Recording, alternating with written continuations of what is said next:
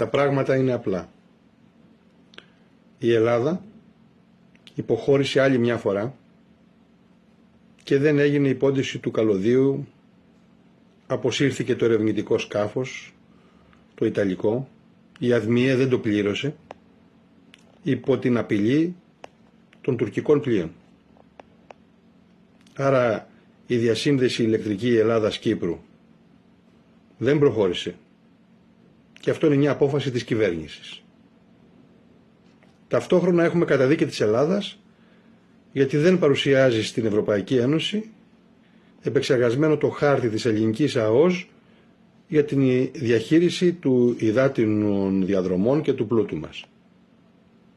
Δεύτερη υποχώρηση. Τρίτη πάγια υποχώρηση της σημερινής κυβέρνησης και των προηγουμένων. Δεν ανακηρύσουν την ελληνική ΑΟΣ στον ΟΗΕ.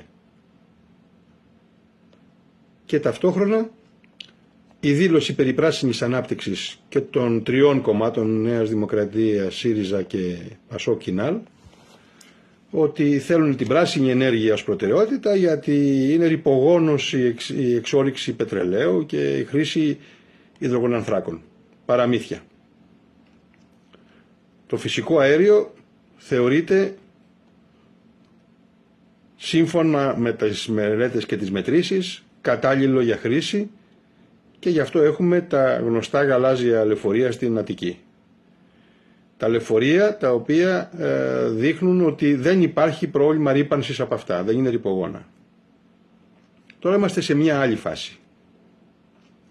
Η Τουρκία, αφού έδωσε 55 εκατομμύρια στην Καΐλη, το Κατάρ δηλαδή, διαμέσου Τουρκίας έγιναν αυτά, πιθανότατα έχει εξαγοράσει μεγάλο αριθμό από το επιστημονικό και το πολιτικό προσωπικό της χώρας. Όλοι όσοι κόπτονται για συνεκμετάλλευση κάνουν το ίδιο πράγμα. Αυτό που κάνει και τελευταία η κυβέρνηση με σθένος. Τους κρατάει ο Ερντογάν. Ποιους έχει στη τσέπη. Ποιους έχει ήδη βάλει στο payroll των πληρωμών του διαμέσου Κατάρ πάλι. Γιατί η Τουρκία δεν έχει χρήματα, χρησιμοποιεί τα χρήματα που στέλνει το Κατάρ κάποια δις το χρόνο. Και αυτά είναι ολοφάνερα. Δεν μπορούν πλέον να τα κρύψουνε. Δεν υπάρχει κανείς άλλος λόγος. Θα μπορούσε η Ελλάδα να βάλει τις ερευνητικές εταιρείες στην ομπρέλα των διεθνών δυνάμεων οι οποίες συνδράμουν σε τέτοιες περιπτώσεις. Και είναι ξεκάθαρο ότι οι υποχωρήσεις, οι παναχωρήσεις περιλαμβάνουν παραχωρήσεις. Έχουν κλειστεί μυστικές συμφωνίες. Ποιος θα με διαψεύσει? Αυτοί που με τα έργα τους όλοι δείχνουν να είναι καλοθελητές μιας νέας εθνικής μειοδοσίας? Χρειάζεται αφύπνιση του ελληνικού λαού. Δεν φτάνει η μονοθεματική αναμέτρηση με το σύστημα. Όσοι κυνηγάγανε το ζήτημα νομισματικά, δραχμή, ευρώ και τέτοια, είδαν ότι δεν υπάρχει διέξοδος. Όσοι είπαν το θέμα είναι μόνο το μνημόνιο, είδαν ότι δεν υπάρχει διέξοδος. Όσοι αντιστάθηκαν στα εμβόλια πάλι μονοδιάστατα, είδαν ότι δεν υπάρχει διέξοδος. Τώρα έχουμε το οξυγόνο.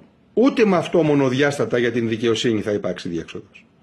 Χρειάζεται συνδυασμός όλων. Και αυτό δεν είναι το άθροισμα των κομμάτων της αντιπολίτευσης.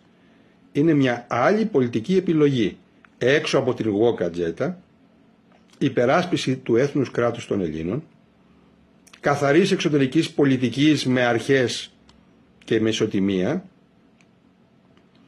συμμαχίες που θα έχουν ανταποδοτικότητα και όχι παρελκυστικές, μια ξεκάθαρη στάση για τα μεγάλα μας εθνικά ζητήματα, για την κοινωνική δικαιοσύνη που είναι το μεγάλο ζήτημα της σταθεράς, για την ένωση των δυνάμεων του ελληνικού λαού, μια σύγχρονη εθνική λαϊκή ενότητα, τη δημιουργία ενός πολιτικού φορέα που δεν θα έχει τα χαρακτηριστικά του παρελθόντος, δηλαδή θα είναι συλλογική ηγεσία με ισότιμα στελέχη, τα οποία θα καλύπτουν όλο το δημοκρατικό πατριωτικό φάσμα, δημοκράτες για να μην έχουμε τους ακροδεξιούς και πατριώτες για να μην έχουμε τους εθνομηδενιστές.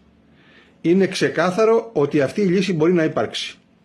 Αναμένονται πρωτοβουλίες και όσοι τις αναλάβουν έχουν βαρύ φορτίο για να ενώσουν τον ελληνικό λαό σε μια διέξοδο επιβίωση συνολικά του ελληνισμού και του έθνους κράτους μας.